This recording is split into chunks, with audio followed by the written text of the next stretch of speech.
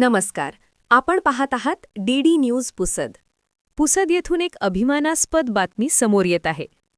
पुसदच्या इतिहासात सुवर्णाक्षरांनी नाव कोरणारी, tribal Khelo India स्पर्धेत सुवर्णपदक पटकवणारी कुमारी साक्षी बंडू बुरकुले हिचा पुसद येथे भव्य सत्कार करण्यात आला आहे.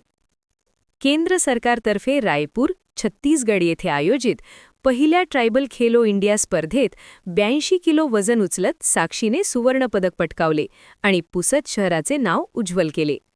या यशाबद्दल माणुसकीची भिंत मदत केंद्र उपजिल्हा रुग्णालय पुसद येथे माणुसकीची भिंत सोशल फाउंडेशन, मिशन ग्रीन आणि वसुंधरा बहुउद्देशीय संस्था यांच्या वतीने तिचा सन्मानचिन्ह आणि वृक्षरोपटे देऊन गौरव करण्यात आला.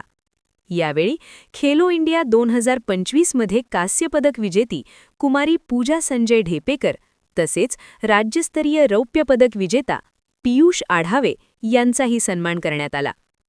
साक्षी बुरकुलेच्या या यशामुळे संपूर्ण पुसद शहरात अभिमानाची भावना निर्माण झाली असून सर्व स्तरातून तिचे कौतुक करण्यात येत आहे.